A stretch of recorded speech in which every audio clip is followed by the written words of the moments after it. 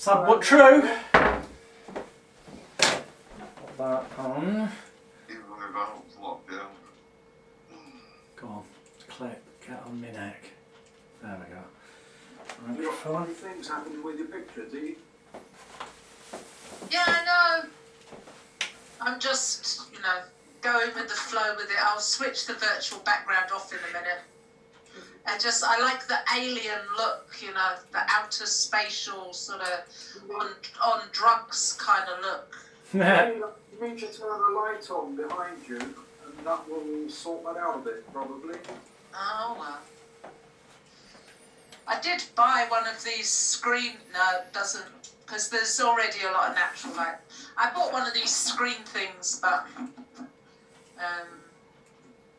I thought it came on a stand and it doesn't, so Have you selected the green screen button on the Zoom, and that sorts that out? You won't need a green screen then? yeah, I did, but it says that my system's not compatible. What are you using, the Windows XP or something? No, Windows 10. Windows Cheeky 10. shite. Well, I'm using Windows 7 and it's working okay. Well, it says here, it says your computer doesn't meet the requirements without a green screen background. Maybe something to do with my graphics card, I don't know. Yeah, probably. Is your video card. Have you got a lot of windows open? If you close everything, that will sort it out. Yeah, no, well, I've got one window open. I tried it. I meant the windows on your PC. No, I closed them all down. Uh-huh. So, I mean, it's actually, it's quite a high spec one, but Have you got a door open nearby you? yeah, the door's actually making it better, look. My dog decided she was going to come and see what it was all about. So, there we go. You can just look at my nice cluttered... If you move your face closer to the camera, that will usually sort it out. It's having trouble sorting you out from the background. Oh, well, it's fine. Alright peeps, it's 8 o'clock. You see, that happens to me. But when I get closer to the camera, it's okay. So perhaps you're too far from the camera. I'm about 18 inches from the camera. If you move closer to the camera, you'll see it sorts it all out, like mine does. Nope. But the picture looks okay now. Yeah, no, because I've turned the virtual background off. That's my messy, untidy background that you Oh, can see. Right guys, it's 8 o'clock. So that's can what we all alter life as switch the mics off please? Can you all mute yourself? Excellent. For we are, any moment now, about to begin. Yes, he appears. This is for the records, looking at recordings so you don't mix them up. It is Saturday, therefore it is day 3. This is session number 1 of day 3, or more importantly, it's session number 5 out of the grand total of 8 of them when you're watching them in order, because the replays will go in the group. Tomorrow, a couple of things to get out of the way first. I had a question asking me, is it possible, well in a nutshell it was asking, is it possible to hypnotise dogs, as in woof woofs? Because somebody's got a naughty dog and they thought it'd be a great idea. The answer to that is, technically speaking, no, but yes. And by that I mean a colleague of mine called Alan Bates in the late 80s, early 90s was on Esther Ranson's show That's Life on BBC One in England, and apparently hypnotised the badly behaved dog into becoming a well-behaved dog and got a load of great publicity out of it. I gather that behind the scenes there was just basic dog training psychology used, and the fact that generally speaking, if you change the behaviour and belief systems of the human being owner or human parent of the fluffy animal, that in itself can have a knock-on effect on the animal's behaviour. A good book for anyone who does want to go down that route is The Dog Whisperer by Jan Farrell. It's amazing how understanding the pack animal psychology of dogs, it will be, well, obviously it'd be useful in that context, but actually you'll find that it's actually relevant if you're a stage hypnotist or if you do group public demonstrations about becoming the perceived alpha male or female, the alpha of the group, so that everyone falls into line like we spoke about yesterday and takes on the persona of the group as you've directed it. So that answers that question. We're getting on to CMT shortly, don't worry. Yesterday I realised when we were talking shit that I forgot to mention, or I did mention, bat dung, but then I didn't explain what it was. Well, there's lots of talk about different brainwave states, and it's frankly cobblers. Again, it's just a construct. Nobody can prove it definitively, whether it's got any worth at all, really, anywhere. But if you want to sound like you know what you're doing, or somebody brings it up, I suppose it helps if you can at least relate to what they're saying and communicate on that level. So bat dung, that's how I remember it. Bat shit, but D for dung. It's B-A-T-D. Bat dung, which is B for beta, A for alpha, T for theta, and D for delta. Beta, alpha, theta, delta. Bat dung. Bat shit, that's how I remember it. Beta, the letter B, it's like when you beta test a product. It's at the embryonic stage. It's still being tested out. It's still learning all the time. It is the base human. The letter B is base human. Awake. It's the conscious state, in other words, as we are now, hopefully. A for alpha. A also stands for air, as in A-I-R, air in the sky. So it reminds me of having head in the clouds, daydreaming. Alpha is kind of the daydreamy type state. Theta, letter T, a bat. Theta, the letter T, is also the start of the word trance. Now frankly, hypnosis is not some fancy trance state. We're all in trance state all of the time, it just varies. So hypnosis it's not different, it's just a variation. Let's not get hung up on that, it's really irrelevant. This stuff works for different reasons, like we've explained anyway. But in terms of this, the T of theta is also the T for trance. So it is the hypnotic state. So the majority of trainers will tell you. Frankly, I think that's bollocks, but there you go. But that's what most of them will tell you, and what the conventional bullshit books say. D for the dung, because it's bat dung, bat shit. D for delta. Also, the letter D is the first letter of the word dreaming, which you do at night when you go to sleep. Delta is the asleep, sleep state. And that's how you remember the order of them. And there's the people that will tell you they have to be in the theta state, ideally, There's people that are honest enough to tell you that the alpha daydreamy state is like sort of equivalent to light medium trance, and that's fine for most therapeutic healing work. But you really need them in theta state, which I've labelled as being trance, deep trance, and some people come up with fancy names like Esdale state and all these other cobblers titles, and I call them cobblers for a reason I'll come to in a minute, in order to be able to do things like dentistry work without anaesthetic or such like. And you definitely don't want them drifting into delta, because then they'd be asleep going, well, bullshit. My experience of 30 years in this industry to date, well, just over 30 years now, is that I do want them, therapeutically speaking, to go to sleep. Proper sleep, for the reasons I mentioned yesterday, so I'm not going to repeat yourself. If you've not seen yesterday, you've got to watch it, because it all stacks up from day 1, day 2, day 3. I do want them to do that, so at the end I have to shout to wake them up, so that when they come round, they assume the fact that they go, I haven't got a fecking clue what's been going on, that is that zombie-like state of hypnosis that they had the misconceived idea about, but that we, rather than telling them they were wrong, give them the reality they were expecting. We fulfil their expectations.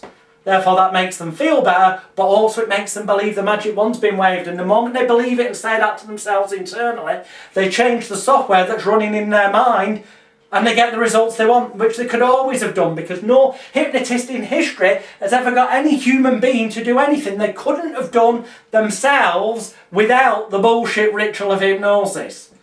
Okay?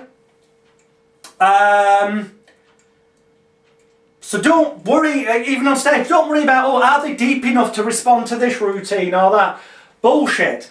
Think more in terms of, are they relaxed and do they feel safe enough? Do they feel relaxed enough and safe enough in a stage show to do whatever I tell them? Have you framed it so that the benefit to them of laughter and applause is perceived as them being loved, wanted, needed, appreciated, and it's appreciation for them and makes them feel good rather than daft? Because ultimately, there's people that are better at acting deep, and you could argue all day long, and we've all had that odd person that looks like, way, they were truly out of it, and we'll even use that terminology because everyone understands what we mean by that, but that isn't what's really happened. My truthful opinion is, genuinely, that the people, the so-called sleepers, that when you say wide awake on a stage show, don't come around straight away, it's not that they've gone into a mega deep state, they're just attention-seeking fucking fuckwits. And they've decided very cleverly that by not apparently coming round straight away, they can get a lot of attention focused on themselves without the need to do the silly routines. So they still end up feeling special. Sounds cruel, sounds harsh, but I'm sorry, that's the total truth. After 30 years of doing this, I know there's people who disagree with me. If you do, you're wrong. Like I said, I can say what the fuck I like for the next 4 days, because the point is, I'm telling you my experience. It may not be your experience, it may not be what you want to believe. That also is fine. I want to stress that. That's also fine, because just because this is my experiences that I'm sharing with you, what's worked for me, just because it's what I've taught literally tens and tens and tens of thousands of people in person at live events, via video training, via DVDs, and just because it's what I've taught to literally arguably several million people through books that have been shipped around the world over the past 30 years, and it's worked immensely for them, doesn't mean you have to believe a single word of it. If you want to delude yourself, but in a fashion whereby you want to believe the direct opposite of what I'm teaching you, but you are so confident and headstrong with your conviction in whatever bullshit, you might think it's real, but whatever bullshit process that you've learned and wasted fucking thousands on, whether it's called Rapid Transformation Therapy, Marissa Peers, it's just a fucking title. It's a marketing plan you're buying, that's all. At the end of the day, all of it works for the reasons I said yesterday and the day before, and will continue throughout this event. It's all bullshit. It's placebo. It's just giving them an excuse to change, permission to change, a safe place, the scenario to leave that baggage behind. There's nothing more to it. Don't get caught into that. And yeah, there'll be some of you no doubt watch this and go, no. You see, I paid out £1,000 for my NLP practitioner, 2,000 for my master practitioner, and then 3,500, 4,000 for my trainers, and then I have to pay every year to Richard Bandler for another signed piece of toilet paper, diploma. And if you do fall into that category, please stop paying the yearly fees for a fucking bit of paper signed by Bandler just because you have to have the licence. No, you don't. You don't. Because he lost the copyright. He lost the trademark on NLP years ago. That's why I can give people certificates in NLP, Advanced Master Practitioner, legally, and I do inside the Elite Hypnosis Bootcamp that you can join before midnight on Wednesday for just $197. After that, it's back to $5,000. So $197 sterling by midnight Wednesday, or $5,000 after that, which makes sense to you.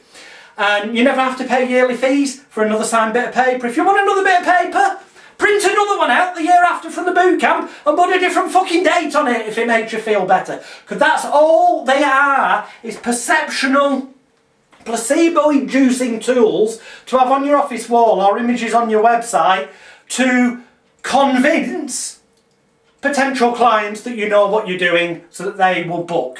Or to some degree, it's to give you the insecure fuckwit that's still in the category of one of those. This won't apply to all of you watching, but it will to some of you. Decide for yourself if this rattles you inside somewhere. If it does, I'm sorry. If it does upset you with what I'm about to say, then what it means is you need to do some fucking work on yourself. Because a lot of therapists get into this because really they're searching for answers to their own problems. They've not dealt with their own baggage and they haven't found the right excuse yet to let go of that self-blame, shame, guilt and regret that's been holding them back, to be able to reprogram the self-limiting beliefs that were programmed mainly as a kid from 0 to 7 that caused the way they reacted after that, which is why we'll cover a bit about inner child therapy later. If you are your own worst enemy and know that, and you'll know because you'll be feeling it now inside, you'll be feeling a bit either angry at me for saying that or pissed off or some other sort of negative emotion, then frankly my advice to you is fucking grow up and stop it. Go on YouTube, type in stop it, S-T-O-P gap I-T comedy sketch, search for it and watch it and then follow that therapist's advice in that video and get off your ass and do what you could have always done. Because the only person stopping you is you. It's fucking as simple as that. You might not like hearing that, and tough shit. If you don't like hearing it, that means even more that it's more factually correct for you. Won't be everyone watching, but some of you, that's what you need. A kick up the arse. You need to just stop fucking wasting money on course after course after course after course. So you can go to a seminar and go in a room with people and feel special because you know some fancy terminology that they do. And you can talk about things and then you can go in groups and go, oh, I did this course and I did that and I've got this bit of paper. Bullshit, you want bits of paper? Just join the boot camp, you've got 18 of them. If you want new bits of paper every year, print some more out. And to answer the question about the diplomas, I've not taught you complete mind therapy yet, so at this moment it would be illegal, technically illegal of you, it would be considered criminal fraud for you to print out the complete mind therapy diplomas that are in that download package. It would be fraudulent for you to put on them a date.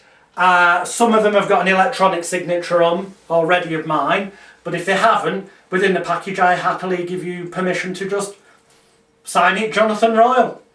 If you really want it signed in my handwriting, you can, but you're going to have to pay me for the paper that I'm going to have to print it out of my computer ink, the stiff back card envelope to send it to you through the post, the postage to send it signed for delivery so it doesn't get lost, and enough to make it worth my while to pay for a few pints when the pubs finally reopen, then yeah, I can. But you know what? It won't make a fucking blind bit of difference to your clients because they won't know whether it's my fucking signature for real or you that's just signed Jonathan Royle on it or not. They won't have a fucking clue. They really won't. And you know, if they do ever contact me to check if you actually qualified through the Mindcare Organisation UK Limited, the fact is you are now on record as being one of my students in my book, on my database, and I would just confirm, yes. So they will still be none the bloody wiser as to whether it's my signature or yours. But if you, for your own peace of mind, in a Wizard of Oz kind of way, need that piece of paper, and you need it in a state of mind of knowing that it was actually my hand that signed it, then yeah, private message me, pay me some money, and I'll do it.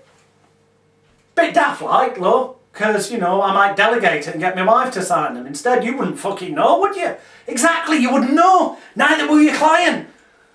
However, it would be fraudulent for you to display said certificate or put it on your website before you have taken the exam. Because at the moment, you don't know what complete mind therapy is fully. Now, that might, one or two of you may, one or two of you may have jumped ahead and already read the scripts and the book and watched the relevant videos in the downloads. So you may know, but it still wouldn't be ethical or and it could arguably classed as fraud for you to claim to have become certified in it until I tell you you can be certified, which I'm not going to do until you actually know what CMT is, which we're going to cover today. And then we're going to do the exam. And when you've done the exam, you'll genuinely, truly and sincerely, when you pass it, as I know you will, because I'm a fucking good teacher, and I'll make sure you pass it, when you pass the exam, modest as well, when you pass the exam, then you will be legally, ethically, morally, on all levels, able to display and say that you are a diploma-bearing, complete mind therapy practitioner. And the same will apply with complete unconscious reprogramming of emotional disease and distress when I have taught you that again later today, and then you've done the exam. And the exam will take place online, like this, live today. Now the people who are not here live will have to watch the replays and are going to have to then respond underneath the video in the group. That will become clear and obvious. You guys and girls will be able to respond by typing in the chat box on Zoom as we do this live when it comes to the exam. But obviously we can't do the exam until you know what the bloody CMT process is, okay? So, with that in mind, we are going to move to stage 1, which is the questionnaires. Before a complete mind therapy session, whether it's online, via Zoom, or it's face-to-face, slight difference for group sessions, I'll explain later, but for one-to-one therapy clients, whether face-to-face, physically in person, or online, I always, as I've already explained, am heavily busy, booked up way in advance, but fortunately I could fit you in about 4.5, 5, maybe 6 weeks time, but it's going to have to be on this day at this time, because I've got a cancellation then. It's either that or you wait 3.5, 4 months. If they're genuinely ready to change, they will take the cancellation and they'll throw a sickie from work, or they'll do whatever they have to get that cancelled appointment. But that elevates your prestige because you're obviously good. That's why you're booked up in advance. You get at least 50% of the money off them up front. These days I tend to get payment in full up front. The time of booking, just because it says faffing around when they show up, although I have mentioned how to do that with the old comedy line about cross my palm with silver. Nobody likes to talk about money, so let's get the balance before, the moment they arrive, before you do that rapport process I spoke about. And when they paid their deposit, I email them, and these are in the downloads, the PDFs are in the downloads, that you've got in the group as part of this package. And there are 2 questionnaires. In terms of the PDFs, there's 2 questionnaires. The truth is, I send them both at the same time. These days as emails, that's 2 PDF attachments to get emailed to them after they're paid. And they are told, quite categorically, and it doesn't say it on the questionnaires, this, I'm making that clear. I tell them this in the email they get, which I have one stored in my email client so that I can just copy and paste this text when I've got a booking. So I don't have to type it by hand every time. And what it tells them is this: thank you for paying your deposit of amount, or paying in full, as the case may be. There is nothing else to pay, or the balance of is due in cash, in full, upon arrival at my office, or is due in full as cleared funds into my bank of, or to this PayPal account of, no later than this time on this day, i.e. the day before the session that's been booked. Failure to pay the balance in full on time results in loss of deposit and no session. Failure to show up results in loss of deposit. Simple as. That's why, I don't worry about whether clients show up. I really don't give a fucking shit, because when I've already got half the money up them off, well, now I get all the money up front, but for a number of years I just got half of it up front. If they didn't show up, I made 250 quid for doing sod all, and I could go to the pub. And honestly, maybe when we have the break, Stuart will come on then during the break and tell you, telling the truth, I've met up with him. I've told him I've finished a client by a certain time at the office I was renting, so I'll meet you in the pub nearby, and I've ended in the pub way earlier, and he's like, what are you doing here? You're supposed to be seeing clients. They're not showing up.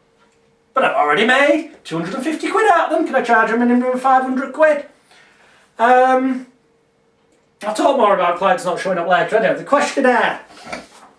Very, very, very important. This is why, one of the keys to why complete mind therapy works so bloody well. There's nothing to touch it on the planet in terms of reliability. And I challenge any therapy trainer to show me a system that's better. And then I'll turn around and show them how what they're doing is they're already part of complete mind therapy already. That's why I call it complete. Because it's got basically every technique and proven to work principle in one session. Some would argue that's a shotgun approach, laziness. And the NLP actually teaches us to find out all about submodalities and what buttons are really being pushed inside the client. My life's too fucking short to care about people that much. I don't want to hear the fucking problems and all that shit face to face. Do I fuck? No. Like I said yesterday, all this nonsense about visual, auditory, kinesthetic, olfactory, guts, bullshit. I just use this sentence a lot, and you'll see it in the complete mind therapy script. We've got the sentence we spoke about, it's almost as if, so however they perceive it's right for them, and I end that up with, in a way that feels right for you, so it bookmarks whatever goes in the middle as being they can perceive it however they want, and that's correct. And I add in quite often that it's in a calm, safe and secure manner, which helps avoid any potential reactions or negative linkage, as I've already spoken about. And I'll quite often, sometimes if I'm giving them a visualisation process, which we will go through with CMT, I will say, it's almost as if you can taste, smell, see, feel and hear everything as 100% total reality in your mind's eye in a way that feels right for you. So in the way that feels right for you, leaves them to focus on whatever sensory representational system is correct for them. They will be one or a combination of more than one of those, but with that simple sentence, it's almost as if you can taste, smell, see, feel and hear everything as 100% total reality in your mind's eye in a way that feels right for you. Cuts out all this bullshit meta questioning and fuck it, I do know all the titles. I am actually a frigging officially licensed NLP trainer from Bandler lineage through John Overdurf, who is one of the authors of the excellent book Training Trances that you'll find on Amazon. He taught Richard Haggerty, who made me a licensed NLP trainer. That's just a side issue. So, but it actually means that, I suppose, if you want to believe it means something, it means that your NLP qualification you can get inside the Elite Hypnosis Bootcamp from me has more substance now, because I am actually a licensed NLP trainer through John Overdurf and Julie Silverthorne off the top of my head. You can go on magicalguru.com, click on therapy, click on my diplomas links, and you'll see it in there who it is I'm licensed by. I did it so that if people are hung up on apparent credibility shite, you as my student can go, it's alright, I've been taught by somebody who's licensed by... It's bullshit at the end of the day, but for some people, you know, it's what they need. So what I tell them is next on the email, you'll have to play this back and just take the points, as always I go off on one, but it's all there for you. I tell them that attach are 2 PDFs, and even if they haven't got a printer, that's their problem. Because if this truly means something to them in life, getting this problem solved, then they'll find a fucking way to get it done. whether it's going online and using one of these services where you can upload a PDF, have something printed out and sent to your house and paying for it, or whether it's getting a friend, a family member to print the bloody thing out. But I tell them they have to physically print out the PDFs. Task number 1. Task number 2, they have to complete the PDFs in black ink. Got to be black ink on one of them, and the other one has to be in blue ink. Very important. One of the questionnaires, whichever they want, has to be completed in black ink, and the other one has to be completed in blue ink. And very important, one of them has to be completed in block capital letters, whereas the other one, entirely their choice which way round, has to be completed in cursive joined up writing, or their best attempt at it. Failure to do one questionnaire in blue ink and one in black will result in them losing their deposit and having to pay again if they want to do a session after they've actually done the questionnaires fucking right. Failure to do one of them in block capitals and the other one in cursive joined up writing will result in them losing their deposit and having to pay again when they've done it right.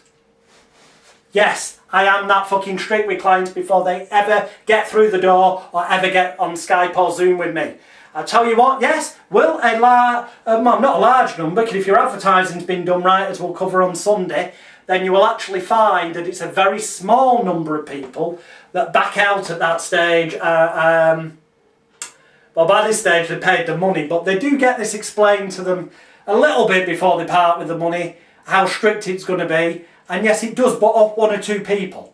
But that's great, because you know what? I don't want those types of footwits that can't be bothered doing these simple little tasks coming for therapy, because you know what? They're likely to be the fucking idiots that will get some kind of gain or worth out of going away and being able to go, oh, I went, I tried. So they've got something they can tell their wife or family or friends. But it's not my fault, I've tried and it didn't fucking work. We don't want those people through the door. And the best way to get rid of them is make it difficult for them. Well, not difficult, but to make it, they've got to put some effort into it, they've got to put some commitment in it. It gets rid of the dickheads, as does charging a decent fee. And that's where your marketing is so important. That's why we'll be covering marketing tomorrow. Marketing, advertising, publicity and promotion, so you can put yourself on the map to get clients, but also position yourself in a manner where people expect to pay more and where people expect that if you say they have to jump, they'll say how fucking high. So I'm setting them simple tasks. One's got to be in black ink, one in blue. One's got to be in block capital letters, the writing, the other's got to be in cursive. It's got to be handwritten by them. They've got to complete all the sections.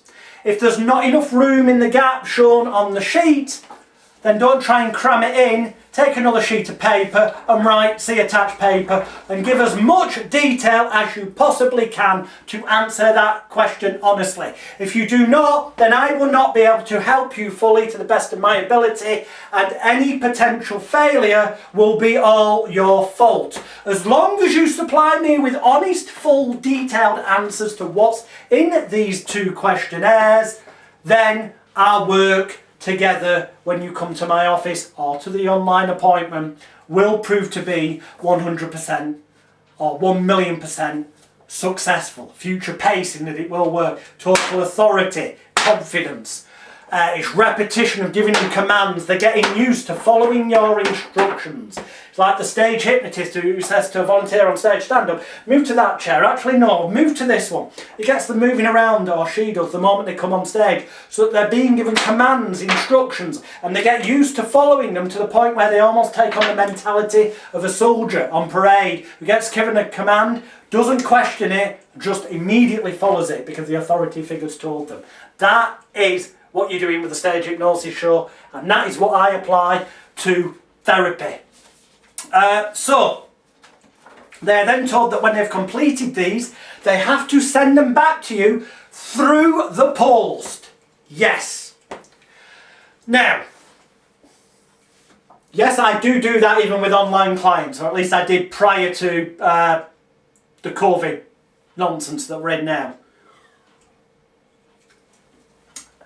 I would be tempted maybe to let them, once they've completed it in handwriting, scan it into the computer and send it that way. Possibly. However, I think, you know, the more I've just verbalised that now, no, don't. You know why? Because the fact is, they're not going to be coming to see you, even if it's online, for at least a bare minimum of 4 to 5 weeks from when they pay their deposit. If they can't get off their arse, print these fuckers out or find somebody to do it for them.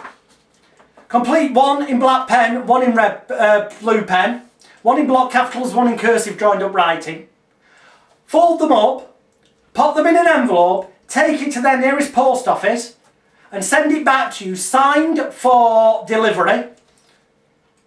And I demand that it has to be sent signed for delivery because that's their proof they've sent it.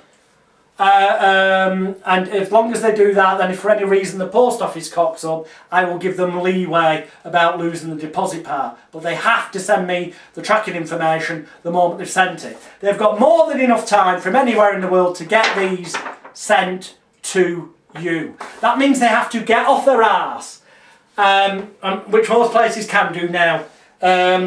If there was, for some reason, somebody who wanted treatment from a country that was on lockdown in these exceptional circumstances, that genuinely wasn't able to get to a post office, then I would consider letting them scan the handwritten, completed questionnaires in and sending them through that way. But where there is the ability to leave the house or get someone to leave the house, or even to get a courier to pick it up from their house, you know, UPS or whatever, could pick up from houses, then I want them to do that. Yes, it's going to cost them more money. Well, if they want the fucking change enough, they will pay it.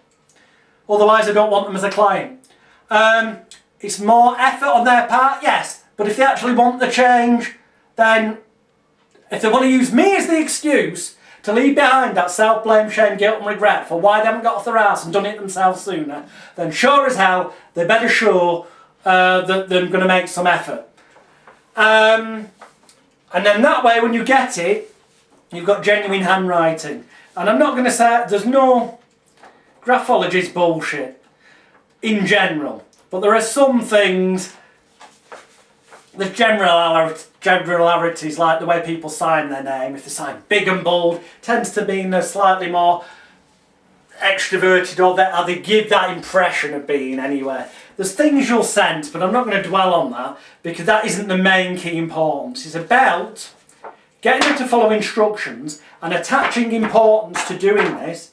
And from a psychotherapeutic point of view, arguably setting down on paper the answers to these questions that we're about to go through helps them to offload that shit that they're going to leave behind properly at the seminar, at the session, and to see it with new eyes. Because at the moment it's in there in their head, when it's written down, they're seeing it. It's externalised. They start to let go of it a bit.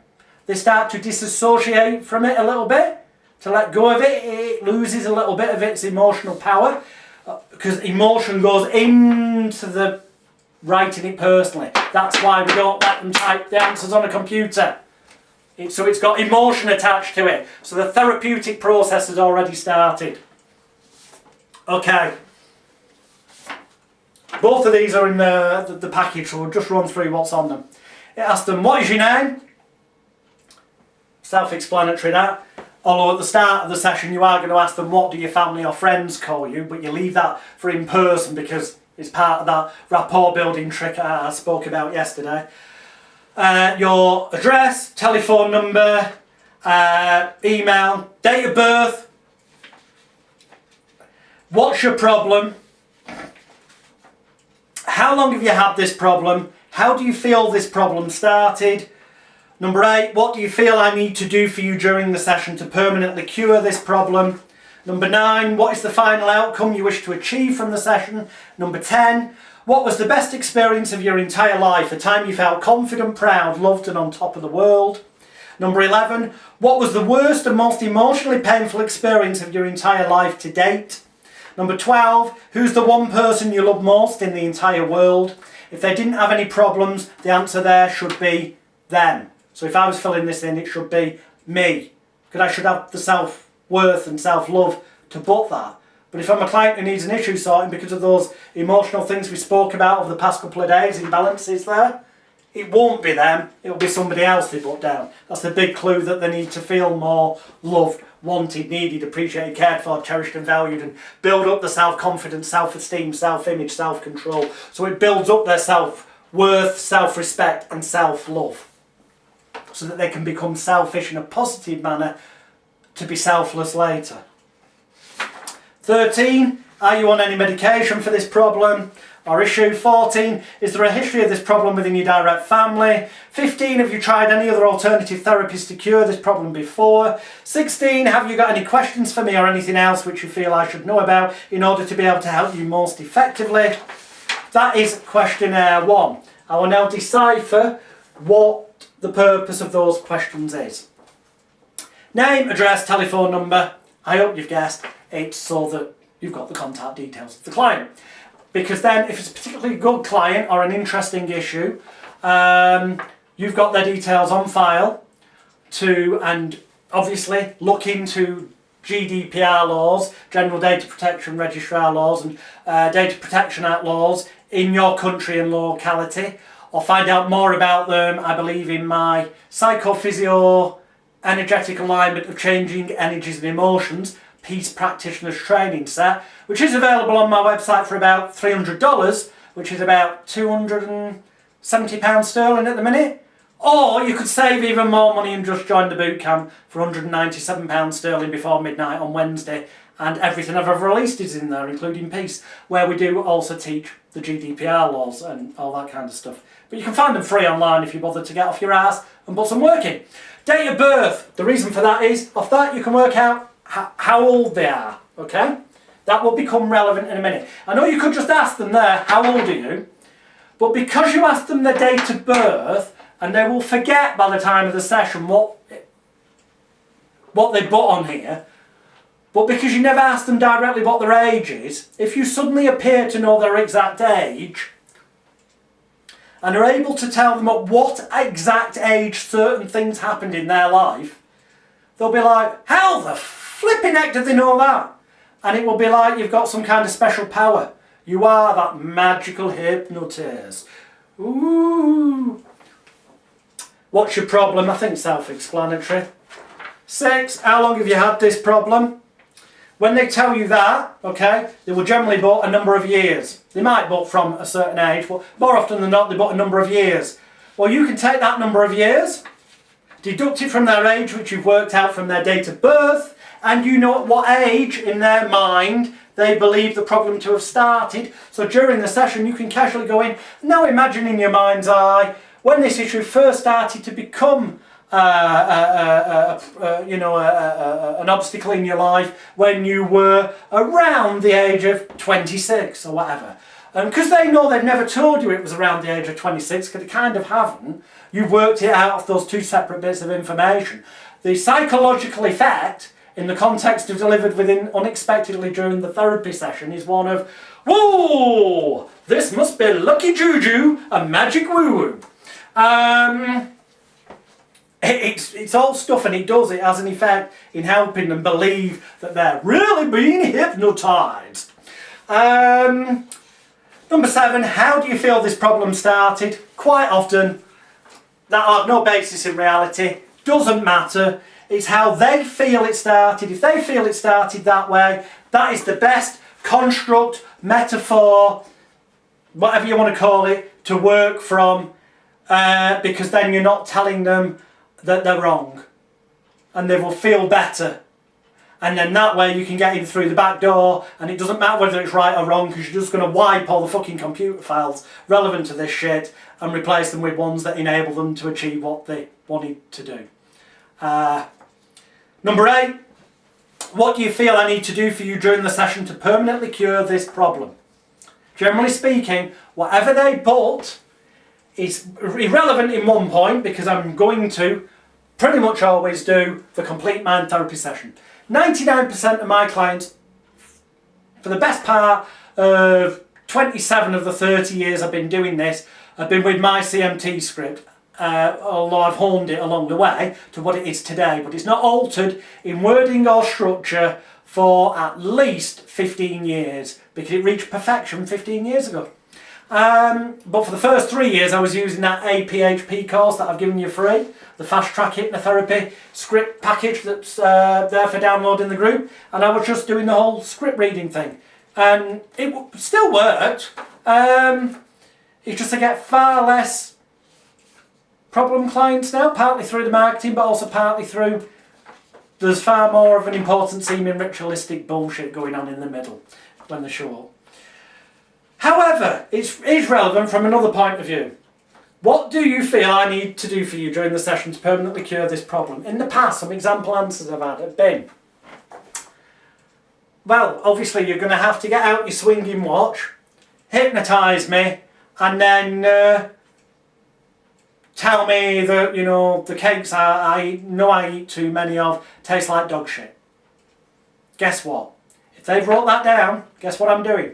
I'm getting out swinging watch and using it at the start of the induction process, because that's what they want, and they're paying me a nice fee, so I'll make the effort to get out a swinging pocket watch and swing it in front of their eyes for a little bit before I tell them to shut their eyes, and just so long as you keep your eyes tightly closed at all times unless I say otherwise, and just so long as you use your powers of intelligence, imagination and concentration effectively, then this work we do here today together will be 100% or 1,000,000% beneficial and positive and long lasting for you. Nod your head if you understand.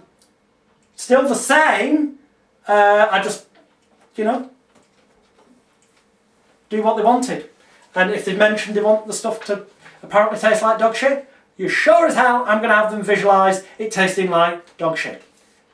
That will give you clues that you can add in with a bit of common sense. Number 9. What is the final outcome you wish to achieve from the session? Important that, because you'd think that it was to overcome the fear of flying. No, that's what they're coming for, but the final outcome might be they want to accept the promotion they've been offered to be flying around the world as a salesman rather than stuck in the office on the phone.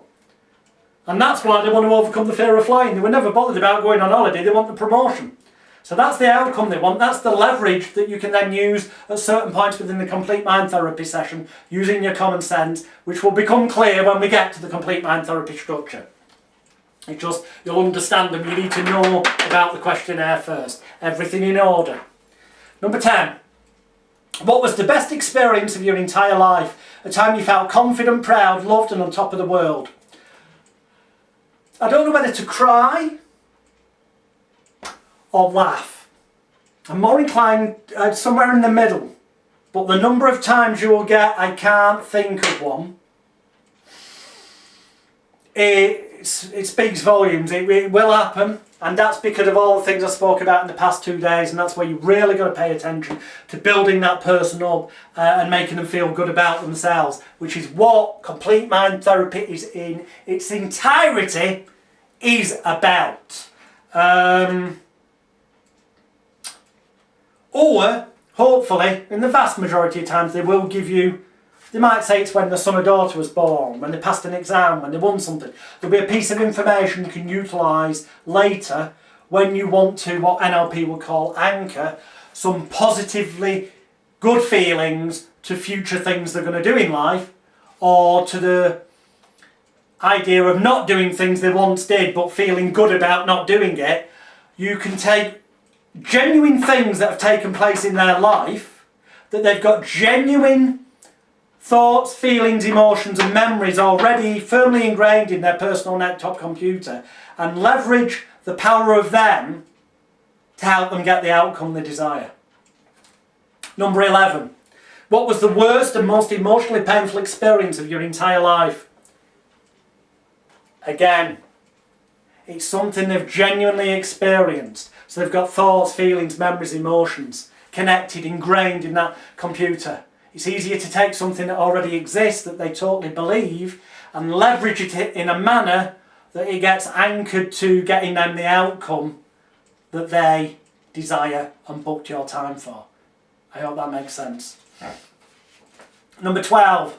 Who's the one person you love most in the entire world? As I said, really, if they didn't need a therapist, they would be saying them.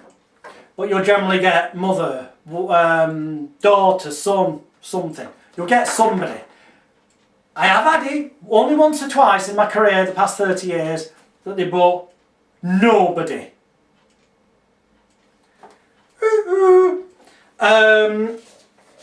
And that's when I thought maybe that individual was probably best not seeing me, and probably was more of somebody who may be better seen by somebody else who deals with medication and keeping the general public safe. And I'm not going to mention the names because I shouldn't really, but let's just say they did end up in prison for attempted murder. So my gut instinct was right. Yeah.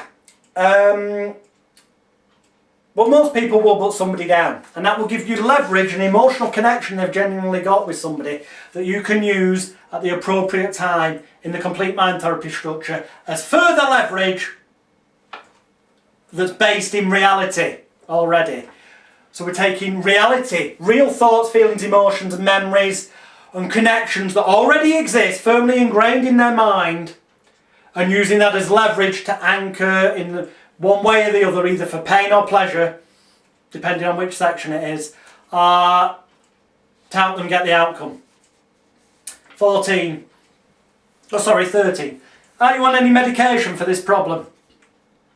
Reason for that is these days you've got the internet, so you can tap in the name of the medication and check out what the potential side effects are. The reason for that being, okay, what I do, I'm not sure if I've actually updated the PDF you've got. I hope I have. If I haven't, you might want to add on, I do tend to ask them, or any other medication. So it says, are you on any medication for this problem or medication for anything else? The reason being, example, this is just an example. Somebody wants weight management therapy, say, and they say they eat too much cakes, they don't do enough exercise. We can deal with that shit. But if they're taking, because they've got some sort, let's say they've got a thyroid issue, that in itself can cause weight gain. But let's say they're taking medication for something else that they feel is totally unconnected, and it may well be unconnected, but one of the side effects of that drug is potential weight gain, then you need to be aware of that so that you can make them aware of it. So you can say, look, you will lose, future pacing positively, you will lose weight with the process we're going to do. It may just be that it's not as rapidly as you would have desired or to the full level you desired until such times as your medical GP should tell you that it's safe to stop taking this medication. But I am telling you to keep taking it until a proper medical GP should tell you otherwise. You just need to be aware, Lord, that it has this potential side effect.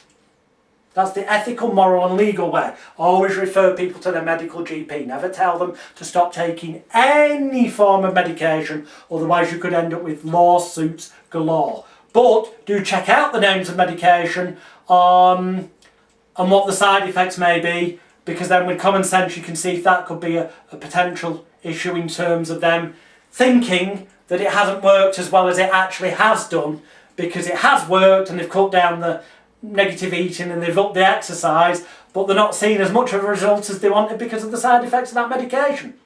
Okay? It's something to bear in mind. 14. Is there a history of this problem within your direct family? With phobias, that can be, linking with what I've already said about maybe having seen the mother scream at a spider when they were younger. If it's a health thing, if they say they've got asthma, they could say asthma runs in the family. You don't know, there could be various things. It's about common sense, this. It'll become clearer as we go through the structure, what you're using this information for. Some of these questions, such as that, it's not so as important always about it being relevant for the complete mind therapy session. So it looks like the kind of questionnaire they might get from a conventional medical practitioner or private consultant. so that you get labelled with the same kind of prestige as the private medical consultant, which helps bump up the placebo effect. That is why I call myself a hypnotic consultant, not therapist, aside from the fact that therapist spells the rapist, not good. That's like hypnotherapist is hypno the rapist, psychotherapist is psycho the rapist, even fucking worse. I call myself a hypnotic consultant because consultant is not a protected word, but it does have medical connotations, but I'm not deceiving anyone. And also there's the beautiful fact that I can legally call myself Dr. Jonathan Royle, because I do indeed have a fully legal bona fide doctorate. Well, I have several. I have one in psychology, and I have a doctor of metaphysics and a doctor of divinity. That were all very reasonable to purchase. Once I had become a legally ordained reverend of the Universal Life Church, just type in become an ordained reverend for free, Universal Life Church, you'll find the website, you can get registered online for free, and then you can legally conduct weddings, funerals, and pretty much most religious ceremonies in most states of America, and some other places in the world by a careful arrangement and completing some other bits of paperwork, except for circumcisions. You're expressly banned from doing circumcisions, honestly.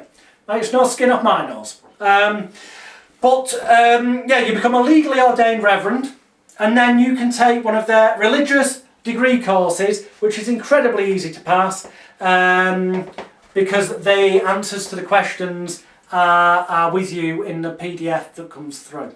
It's ridiculous, too easy really. However, then you get your doctorate, which is legal to use the title doctor, and you can get it on your passport. Helps with courtesy upgrades. I know it's worked for me. Although not as well as when I become knighted and became able to use Sir as a title on documentation. I've even forgotten where I got my knighthood from. It's that independent Sealand. Yeah, sealand.gov. Check out their website if you want to get knighted, get a knighthood. But doctors, enough. I'm not saying do any of this, by the way, because you've got to live with your own ethics and morals. Personally, I think ethically and morally that anything that can create in the potential client's mind my prestige level so fucking high that they're convinced enough to part with at least £500 United Kingdom sterling for 60 minutes of my time, thereabouts. You know, I might overrun a little bit for them if I'm feeling kind.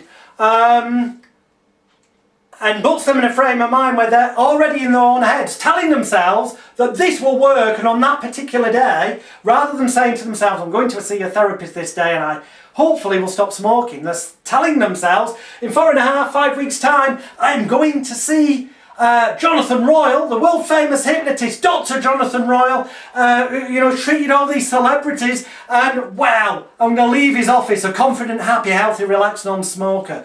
Or I'm going to leave his office able to turn down those foods that I used to eat too much of, and feeling motivated to do more exercise, setting off on my perfect path to becoming the perfect me.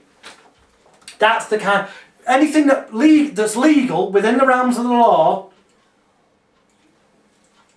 to claim to have any form of educational qualification that you don't genuinely have, or to misrepresent it, is illegal. If anyone asks you if you have a doctorate in psychology, I can say yes because I've got one. But if you haven't, you have to say, no, I've got a doctor of divinity, or I've got a doctor of whatever you've decided. It could be spirituality, whatever. Then you've got to legally tell them, otherwise it's fraud. But you know what? How many people have ever asked me who booked in as clients? Precisely, fuck all. None of them. You know why? Because nobody's ringing me or emailing me after seeing the way I advertise unless they've already got to the point of being at least 90%, probably more, decided that I'm the person that's going to give them the solution to change their life. And that's what your correct marketing, advertising, publicity and promotion's about, that we'll talk about tomorrow. Arguably it's the most important thing because it gets you the clients, it makes you money, but it also frames you as the expert. It puts you in that prestige position. It puts in their state of mind the belief that you are the right person to help them. The expectancy that whatever you do will work for them. And that is the key to it all. So that they're 99% cured before they step foot in your office. Then the rest truly is, as I've been saying, an important seeming ritualistic process. So that they can rationalise it to themselves that they've had the magic wand waved, and also feel good about having made that decision to leave the shit behind and move on and leave that self-blame, shame, guilt and regret behind, because you've given them an environment for change, a safe place and permission to change. 15. Have you tried any other alternative therapies to cure this problem? If somebody, God forbid, it's never happened, I'm glad to say, but if somebody wrote down there, I went to see somebody who used a technique called complete mind therapy, I would, number one, my first instinct would be, what the fuck? And I'd find out who it was, because I'd be having words with them to find out why the fuck it didn't work for the client, because the only reason for it not working for the client is if the person that they'd named either A, didn't actually use complete mind therapy with them, but had it mentioned on their website,